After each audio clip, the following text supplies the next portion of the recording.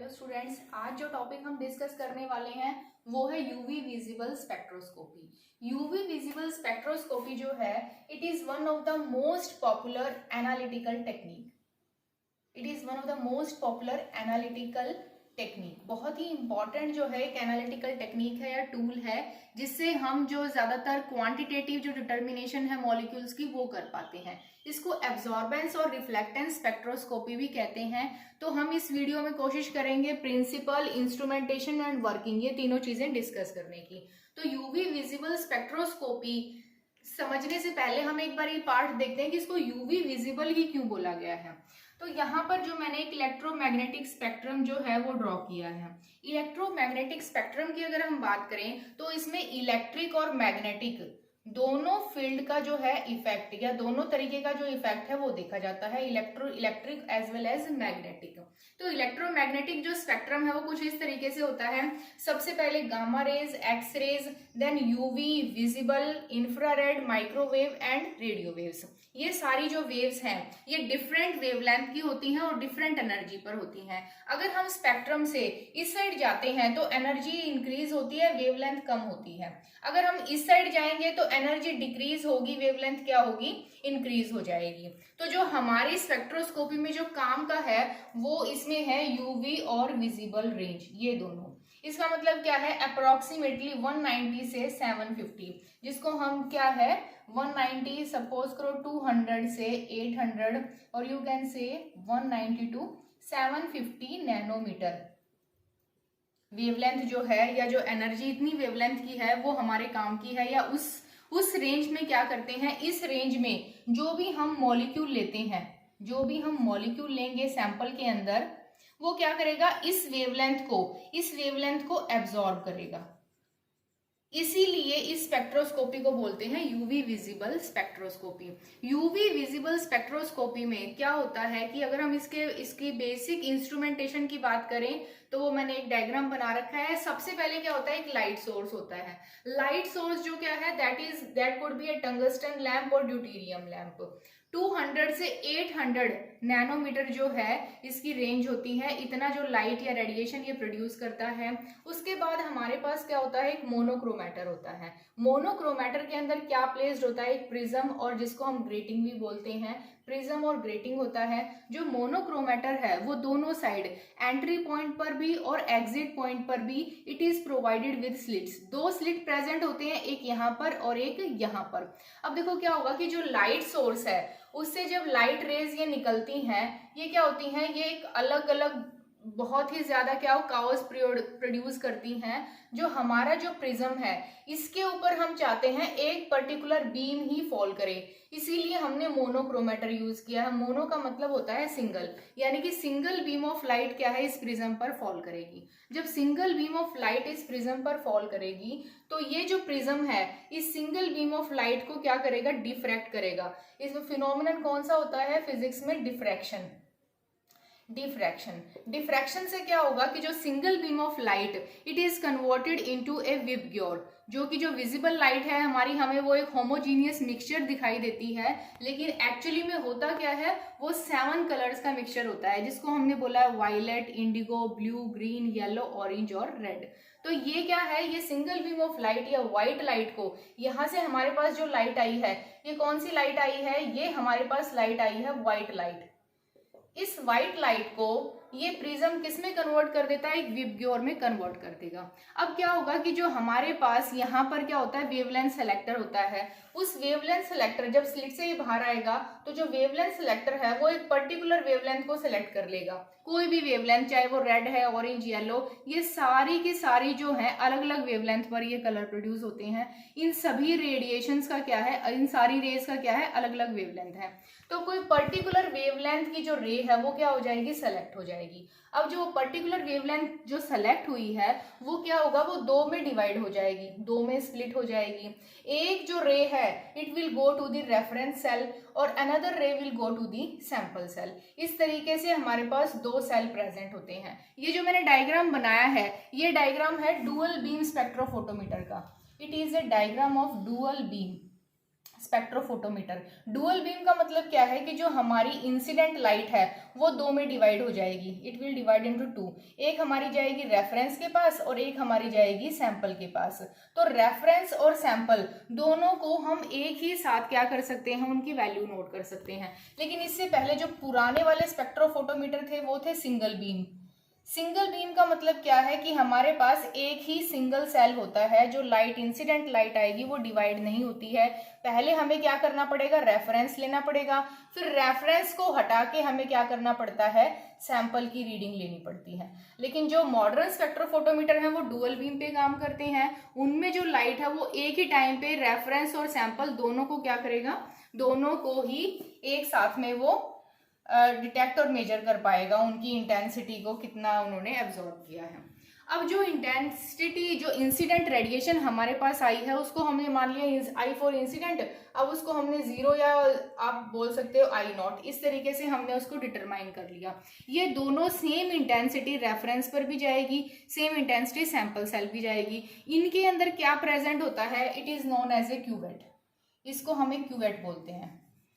Cuvette जो है basically glass और क्वार्ट्स की बनी होती है, क्वार्ट्स या फिर ग्लास का बना होता है।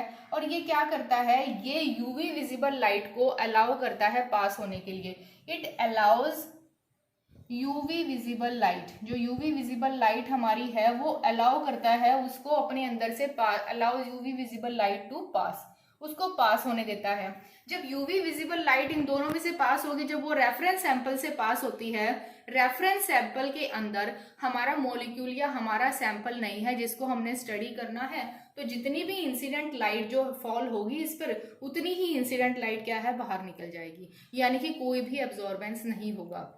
जो इंसिडेंट लाइट आई है वही इंसिडेंट लाइट क्या है, बाहर आएगी, एब्जॉर्बेंस नहीं होगा रेफरेंस सेल में।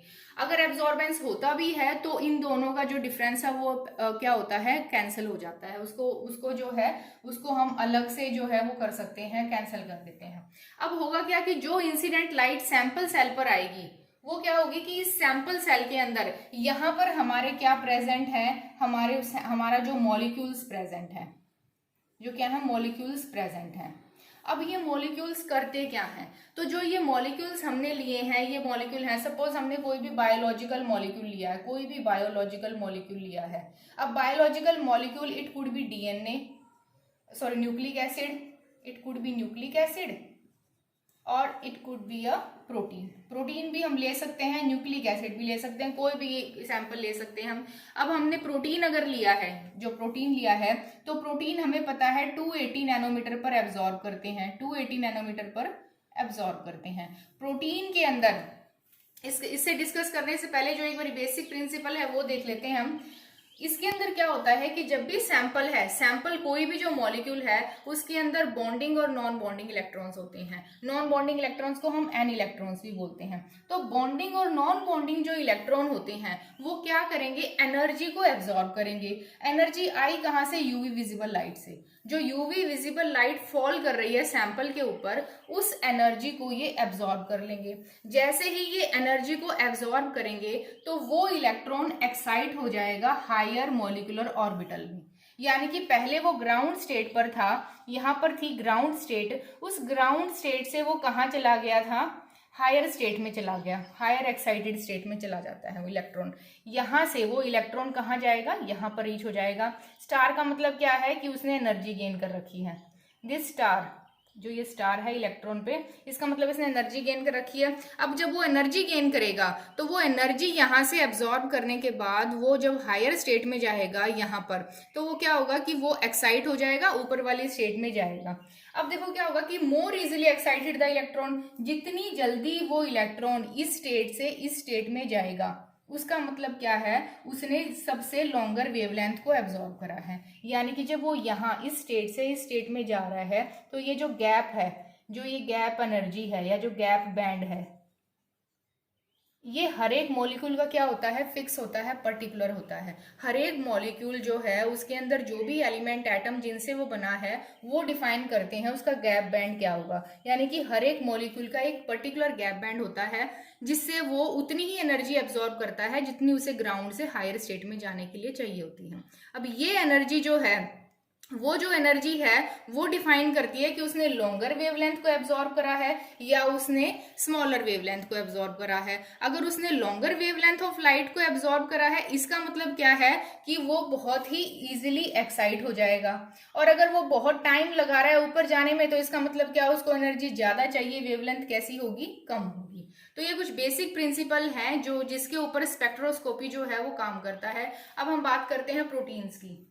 In case of protein, protein के केस में क्या होता है, अगर हम प्रोटीन लेते हैं तो प्रोटीन के अंदर जब हम यूवी विजिबल स्पेक्ट्रोस्कोपी, तो प्रोटीन अमाइनो एसिड से बना है। Protein consist of amino acids. Amino acids में कुछ जो अलग अलग टाइप के अमाइनो एसिड्स हैं, उनमें एक टाइप होती है aromatic amino acid. Aromatic amino acid की 3 टाइप हैं, phenyl alanine, tyrosine and tryptophan. ये 3 अमाइनो एसिड हैं जिनको हमने क्या बोला है, एरोमेटिक अमाइनो एसिड हैं। अगर हम फिनाइल एलानाइन के स्ट्रक्चर की बात करते हैं, कुछ इस तरीके से स्ट्रक्चर होता है, CH2 इस तरीके से स्ट्रक्चर है। यहाँ पर बेसिक ग्रुप होते हैं NH3+। ये स्ट्रक्चर है फिनाइल एलानाइन का, ऐसे टायरोसिन और ट्रिप्टोफैन। तो फिनाइल एरोमेटिक अमाइनो एसिड में इस तरीके का एक structure, ring like structure with double bond. जो एरोमेटिक अमाइनो एसिड हैं they have ring like structure, ring plus में double bond, they have double bond. इस स्ट्रक्चर की वजह से, इस पर्टिकुलर फीचर की वजह से ये अमाइनो एसिड, ये aromatic amino acid UV range में या यूवी लाइट को क्या करते हैं, एब्जॉर्ब करते हैं। इस पर्टिकुलर फीचर की वजह से एरोमेटिक अमाइनो एसिड क्या करेंगे, यूवी लाइट को एब्जॉर्ब करेंगे। इसका मतलब हमारे सैंपल में जितना ज्यादा एरोमेटिक अमाइनो एसिड होगा, उतना ही ज्यादा यूवी जो रेंज है उसको एब्जॉर्ब होगा, उतनी ही ज्यादा यूवी लाइट क्या होगी, एब्जॉर्ब होगी। अब जो सैंपल, हमारी इंसिडेंट लाइट जब सैंपल पर फॉल करेगी, तो सैंपल क्या करेगा, उस लाइट को एब्जॉर्ब कर लेगा। हमने देखा अभी कैसे करेगा। अगर हमने प्रोटीन ले रखा है तो उसके अंदर एरोमेटिक अमाइनो एसिड थे जो कि यूवी लाइट या यूवी रेंज को एब्जॉर्ब करते हैं। जैसे ही वो यूवी रेंज को एब्जॉर्ब करेंगे, तो जो लाइट बाहर निकलेगी, जो ट्रांसमिटेड लाइट बाहर आएगी, वो क्या होगी, कम इंटेंसिटी की होगी। अगर इसकी इंटेंसिटी ज्यादा थी तो सैंपल में कुछ मॉलिक्यूल्स ने उस लाइट इंटेंसिटी को एब्जॉर्ब कर लिया, जो बची है वो बाहर क्या जाएगी, ट्रांसमिट हो जाएगी। तो उसकी वैल्यू ओरिजिनल वैल्यू से क्या होगी, कम। यानी कि पहले I0 है तो बाद में क्या होगा, I। अब ये दोनों वैल्यू डिटेक्टर पर जाएंगी। डिटेक्टर इनको ट्रांसमिटेंस के फॉर्म में, इस फॉर्म में क्या कर देगा, रिकॉर्डर तक भेजेगा। रिकॉर्डर इसको कुछ फॉर्म में, एब्जॉर्बेंस की फॉर्म में हमें प्रोड्यूस करके देगा।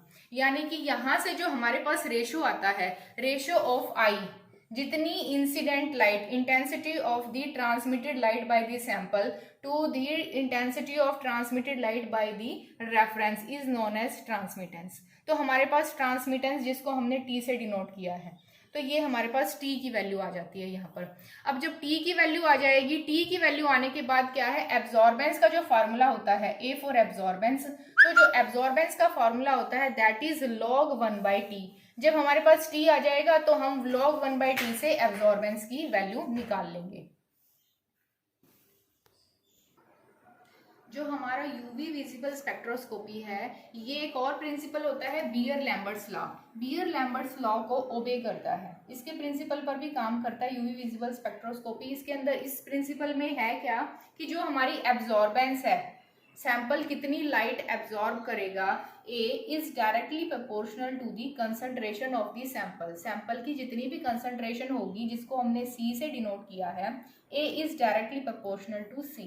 ये जो लॉ था, ये जो बात थी, it was given by scientist known as Beer. अगली जो एब्जॉर्बेंस जो है A is directly proportional to the length of the path, जिसको हमने L से डिनोट किया है। This statement was given by Lambert. तो इन दोनों स्टेटमेंट को कंबाइन करके जो लॉ बनता है वो है बियर-लैम्बर्ट्स लॉ। तो बियर-लैम्बर्ट्स लॉ कहता क्या है कि जो एब्जॉर्बेंस है, यानी कि जो हमारा सैंपल है, वो कितनी इंसिडेंट लाइट को एब्जॉर्ब करेगा, वो किस बात पर डिपेंड करती है कि सैंपल की कंसंट्रेशन कितनी है और लेंथ कितनी है। लेंथ किसकी, जो हमने एक क्यूवेट ली है, यानी कि ये जो यहाँ से यहाँ तक ये क्या है, L।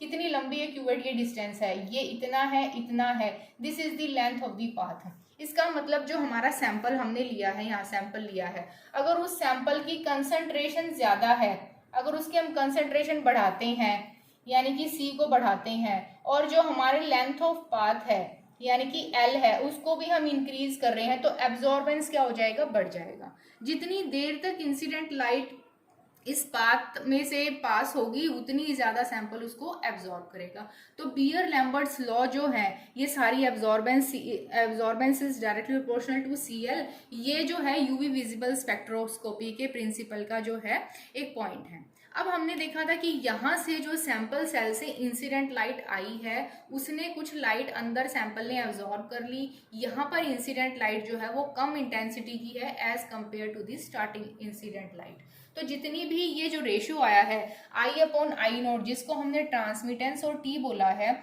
इसको अगर हम एक ग्राफ बनाते हैं, इसका ग्राफ बिटवीन दी कंसंट्रेशन यानी कि हम हर बारी हर स्टेप पर कंसंट्रेशन को जब बढ़ाएंगे तो हर बारी रीडिंग अलग आएगी। तो अगर हमने 5 या 6 सैंपल लिए हैं कुछ इस तरीके से, तो हर बारी जो हमारी टी की वैल्यू क्या आएगी, वो अलग अलग आएगी। तो जो ग्राफ आएगा वो देखेंगे हम एक्सपोनेंशियली जो है वो डिक्रीज होता जाएगा।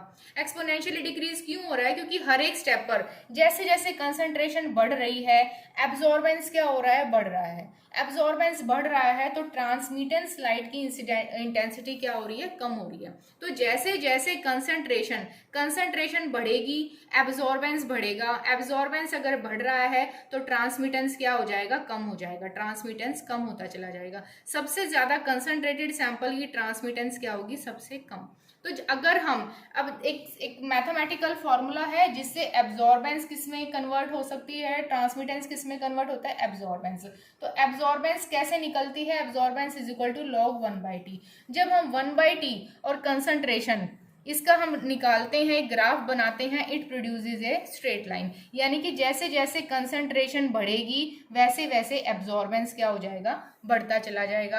हर एक पर्टिकुलर मॉलिक्यूल का कंसंट्रेशन जो है उसका जो एब्जॉर्बेंस है वो एक फिक्स वैल्यू है, जिसकी वजह से हम ये जान पाएंगे कि कितनी कंसंट्रेशन थी, कितनी एब्जॉर्बेंस पर कितनी कंसंट्रेशन थी, ये हम फाइंड करते हैं। तो बेसिकली जो यूवी विजिबल स्पेक्ट्रोस्कोपी है इसको हम क्वांटिटेटिवली स्पेक्ट्रोस्कोपी भी बोलते हैं। इसको क्वांटिटेटिव इसलिए बोलते हैं because it is used for, ये हमें क्वांटिटी बताती है, कंसंट्रेशन बताती है अलग अलग एनालाइट्स की, जैसे बायोलॉजिकल मॉलिक्यूल्स जो हमारे हैं, चाहे वो न्यूक्लिक एसिड हैं या प्रोटीन्स हैं, उनको हम निकाल सकते हैं कि पर्टिकुलर जो हमने सैंपल लिया है उसमें प्रोटीन की कंसंट्रेशन क्या है, न्यूक्लिक एसिड की कंसंट्रेशन क्या है। ट्रांजिशन मेटल आयंस को हम फाइंड आउट कर सकते हैं। हाईली कॉन्जुगेटेड ऑर्गेनिक कंपाउंड्स को हम क्वांटिटेटिव उनकी डिटर्मिनेशन कर सकते हैं। तो ये सारा कुछ था यूवी विजिबल स्पेक्ट्रोस्कोपी का प्रिंसिपल, इंस्ट्रूमेंटेशन और इट्स की वर्किंग और कुछ बेसिक एप्लीकेशंस। Thank you.